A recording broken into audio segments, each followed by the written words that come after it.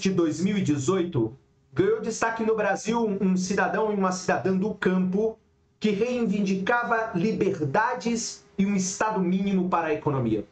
É isso mesmo.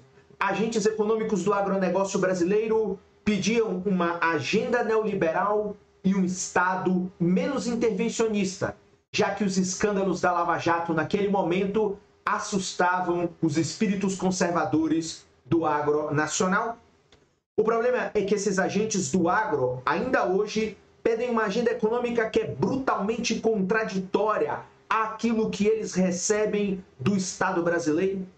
Seria, portanto, uma grande inocência ou uma escandalosa hipocrisia? Na minha opinião, quando o agro apoia uma agenda econômica neoliberal, age com grande hipocrisia em razão justamente dos enormes benefícios, subsídios e auxílios que recebe do Estado brasileiro. O setor agropecuário é o que mais recebe apoio econômico. Nenhum outro setor da economia tem tantas vantagens da mão visível do Estado brasileiro. Sem o Estado, a dita meritocracia agronômica não existiria.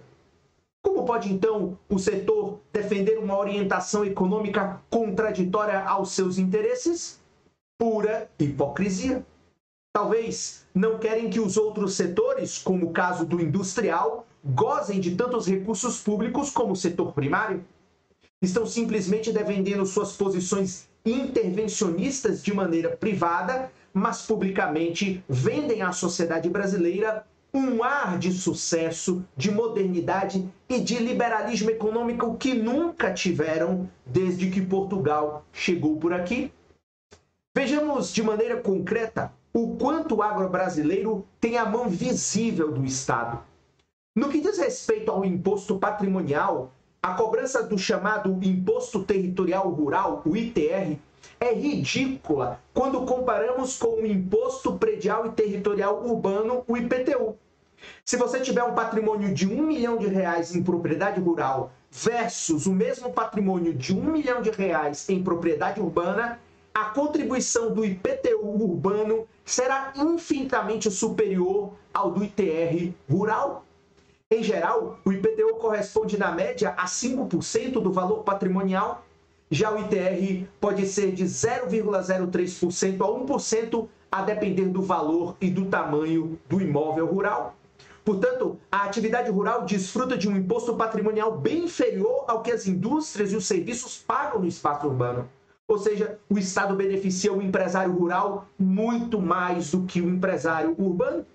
Se falarmos da comercialização, vamos observar linhas de crédito com juros subsidiados para o mundo rural que não existem para as empresas não rurais no que tange, por exemplo, o capital de giro. O agro, ele tem dinheiro público disponível à vontade, sobretudo para aqueles que preenchem os requisitos de captação ou para aqueles que comercializam seus produtos agropecuários com o exterior, inclusive com isenção de impostos. É claro que neste contexto é muito mais fácil comercializar caminhões de soja do que caminhões de bebidas. Basta conversar com os empresários da cidade para ver o desafio que é trabalhar com vários impostos, tarifas e regras de comercialização que não existem enquanto o produto ainda está lá no meio rural.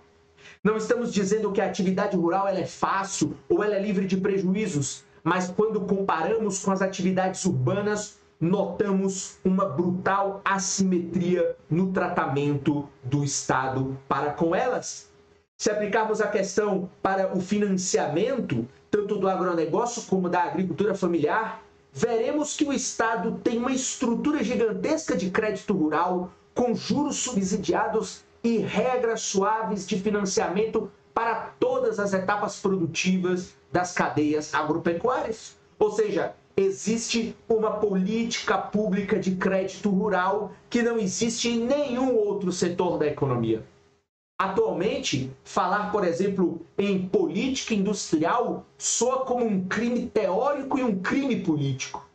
Mas no caso do campo, as coisas funcionam de maneira bem diferente. Assim, além do dinheiro barato e farto, o campo, por vezes, recebe também perdão das dívidas ou auxílios em casos de eventos extraordinários.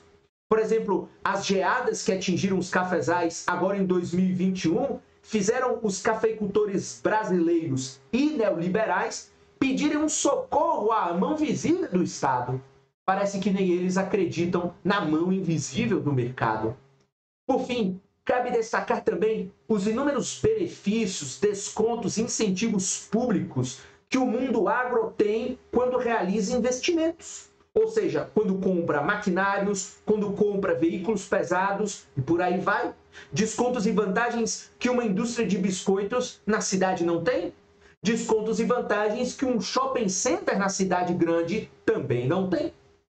Esses poucos exemplos provam que existe uma enorme hipocrisia quando o agro se declara neoliberal e defensor de um Estado mínimo. Hipocrisia porque esse é o setor que mais recebe vantagens públicas, que mais tem lobby dentro do Congresso Nacional para manter as benesses e o que mais goza de prestígio por ser pelo menos 55% da atividade produtiva destinada para exportação. O fato é que não dá para o agro defender a mão invisível do mercado quando a mão visível do Estado está por trás de sua sobrevivência socioeconômica. Não tem como separar o setor primário do Estado, pelo menos no caso brasileiro. Aqui, o agro significa Estado, o agro significa políticas públicas, o agro significa subsídios. Se você gostou dessas reflexões econômicas e de tantas outras, inscreva-se no meu canal, ative o lembrete das notificações, compartilhe os vídeos com os amigos e conhecidos e, se possível, curta e comente. É isso. Nos vemos numa próxima oportunidade. Um abraço e até lá.